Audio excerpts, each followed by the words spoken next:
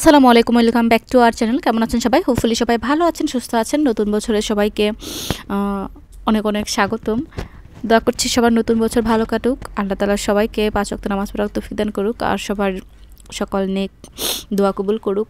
এই তো সবাইকে রহমত বরকত দান করুক, সাথে আমাকেও, আপনাদের সাথে সাথে আমার জন্য দোয়া করবেন।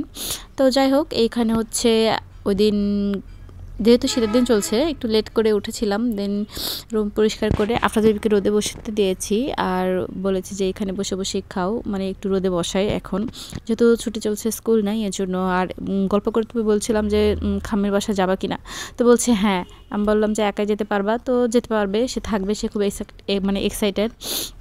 এই জন্য ওকে রেডি করে দিলাম। আমার ছোটো বোন আসছে, তো ওর সাথে চলে যাবে, ধূপচাচিয়াতে থাকবে, যে মানে তার খুবই পছন্দ হয়েছে। আর এখন দেখেন উইন্টার সিজনে এখানে রেইন লিলি ফুটেছে, মানে এখন সব সিজনে সব কিছু হচ্ছে।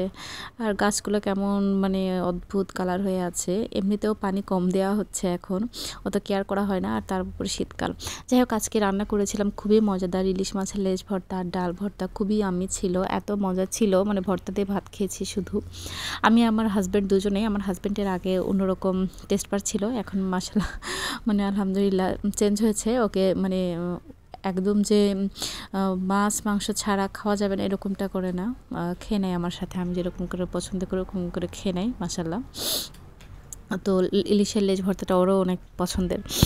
তো এই তো এরপর আফরাজুপি নাই, পরের দিন কোনো আর ব্লগ করি নাই, মন খারাপ আমার জন্য, মানে আফরাজের কিছু হচ্ছে না, সে তো খেলছে, খামির বাসায় আছে, মুনতাসির মালি আপুর সাথে খেলছে, খুবই মজা করছে। মাম্মার কথা মনে হচ্ছে না, আমি ফোন দিলে বলে মাম্মা আমাকে ডিস্টার্ব করো না, আমাকে খেলতে দাও।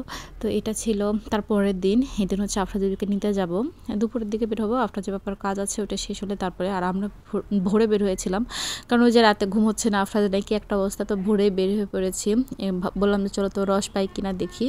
তো মার স্কুল যে পাশে, এ পাশ দিয়ে আমরা ঢুকেছি, মানে কৈচর ওদিকটাতে যাব, আর ওকে কি এইদিকে গ্রামের নাম বলে এগুলা। তো যাই হোক, আমাদের 7টার সময় বের হয়েছিলাম। যদি এই সময় এক্স্যাক্ট কৈচর বাজার যেতাম তাহলে রস পেতাম, বাট আমরা একটু ঘোরাঘুরি করেছি, ছবি তুলেছি, আরও অন্য রাস্তায় গিয়েছি, এই জন্য 8টা বেজে গিয়েছে। আর ততক্ষণ মানে রস জাল দেওয়া শুরু করেছে, পেয়েছিলাম শেষে, বাট জাল দেওয়া শুরু করেছিল। যাই হোক, জানতে পারলাম, এরপরে ফোন নাম্বার নিয়ে আসলাম। আর মানে কুয়াশার অবস্থা দেখেন, এত কুয়াশা, এখনও সূর্য ওঠে নাই যখন এই সময় যাচ্ছিলাম, একটু পরে সূর্য উঠবে। অনেক কুয়াশা ছিল, এখান থেকে ওইখানে কিছু দেখা যাচ্ছে না। তো শীতের সময় এরকম কুয়াশা অনেক দিন পরে দেখলাম, কারণ কি এরকম করে তার বের হওয়া যায় না। আর স্কুলে পড়তে তো সকালবেলা করে এরকম পড়তে যেতাম, বিশেষ করে প্রাইভেট পড়তে যেতাম এরকম কুয়াশার মধ্যে। তো এরকম কুয়াশার মেমোরি মনে হচ্ছে অনেক দিন পরে আবার আমাদের দুইজনের ক্রিয়েট হলো। মানে এত ভোরে ওঠা হয় না নর্মালি, এই জন্য আর কি। তো অনেক কুয়াশা, তো কুয়াশা দেখতেও মানে অদ্ভুত সুন্দর লাগছে না, সব কিছু আমাদের মানে প্রকৃতি কিন্তু অনেক সুন্দর, আমরা যদি একটু মানে সুন্দর চোখ দিয়ে দেখি তাহলে ভালো লাগে। তো অনেক ঠান্ডাও ছিল, মানে ভীষণই ঠান্ডা ছিল। তো আমি বলছিলাম হাড় কাঁপানো শীত নেমে গেছে। তারপরে কয়েকদিন আবার খুব সুন্দর কিন্তু রোদেলা ছিল, দেন আবার শৈত্যপ্রবাহ শুরু হয়েছে, এরকম একটা অবস্থা। আমি যখন ভয়েস দিচ্ছি নতুন বছরে, এখন শৈত্যপ্রবাহ চলছিল। যাই হোক, অনেক ঘোরাঘুরি হলো, ফটোশ্যুট হলো, দেন এখানে কৈচর বাজারে এসে জানতে পারলাম রস জাল দেওয়া শুরু হয়ে গেছে, কারণ বেশিক্ষণ থাকলে রস ঘোলা হয়ে যায়। এই জন্য তো আমার হাজব্যান্ড ওই যে ওখানে যেয়ে কথা বলছে, তো আমি আবার গেলাম, ফোন নাম্বার নিয়ে আসলাম। তো যেদিন খাবো ওই দিন মানে এসে নিয়ে যাবো এখন একটু তাড়াতাড়ি, মানে আর অন্য কোথাও যেতে হবে না, এখানে আসলেই হবে। তো তারপরে আরও একটা রসের সন্ধান পাওয়া গেছে, ওইখান থেকেও আরেকদিন খাওয়া হয়েছিল। এই তো হচ্ছে অবস্থা। তো এখানে দেখে যে পুরাতন যে জুতাগুলো এগুলো কিনে নিয়ে এসে রস জাল দেয়, মানে গুড় বানাচ্ছে, তো ভালোই লাগলো। ভাবলাম যে একটু ভিডিও করে নিই, আর বাসায় যেয়ে শুয়ে পড়বো।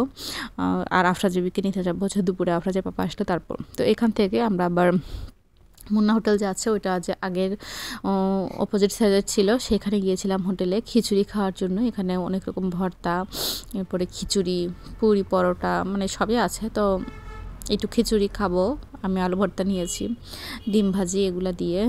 তো এটা হচ্ছে আল্লাহর দান নামের মনে হয় একটা হোটেল ছিল, ভালোই ছিল খেতে, খাবার ভালোই ছিল।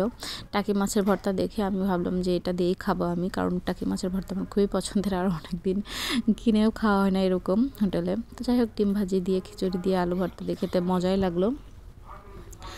আর এখানে হচ্ছে চা খেতে চলে আসছি বাসার এখানে হোটেল দুধ চা। আর এরপরে আমরা হচ্ছে আফরাজবিকে নিতে যাচ্ছিলাম। আফরাজবি আসবেই না, অনেক মন খারাপ। এখানে সে এত মানে গলা সরার নাই, তার গলা একদম বসে গিয়েছে, এরকম একটা অবস্থা। তার খুব মন খারাপ, বাসায় চলে আসছে এই জন্য, মানে মানে বাসায় নিয়ে আসবে সেই জন্য। যাই হোক, এইখানে যে মুনতাসির মালিহা আছে খেলছে, আর শুধু খেলেই বেড়াচ্ছে, কি একটা অবস্থা। এরপর হচ্ছে আপু অনেক কিছু রান্না করেছিল এই শীতে। আজকে সকালে খিচুড়ি খেয়ে ভুলে গেছি, আপু অনেক কিছু রান্না করেছে, শুটকি, এমনি চচ্চড়ি, গরুর মাংস, মাছ ছিল।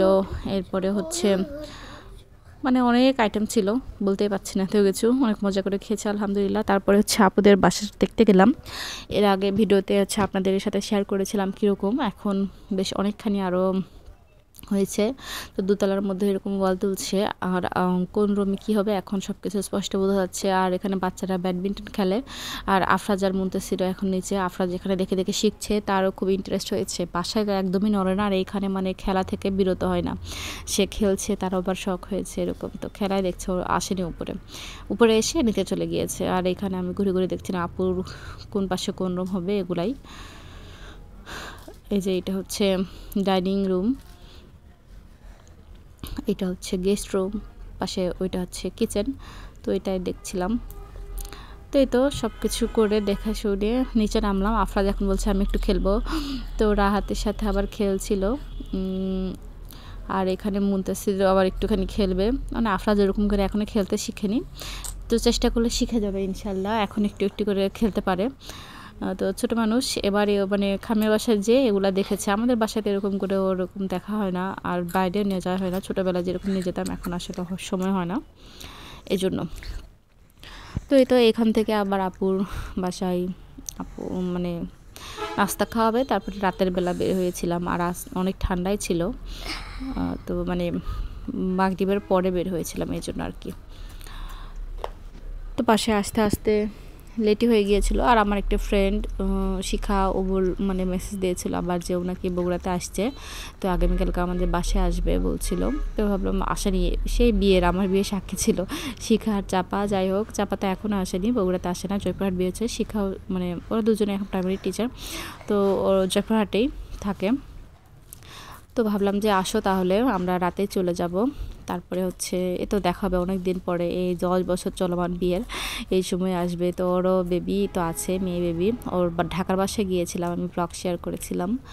আর হচ্ছে ওর মেয়েকে নিয়েই আসছে। তারপরে হচ্ছে আমি আবার তাড়াতাড়ি করে বাসায় চলে যাব। আর পরের দিন মানে ওরকম করে আর ব্লগ করি নাই, বাট একটা দুটো ছবি তুলে রেখেছি মেমোরি।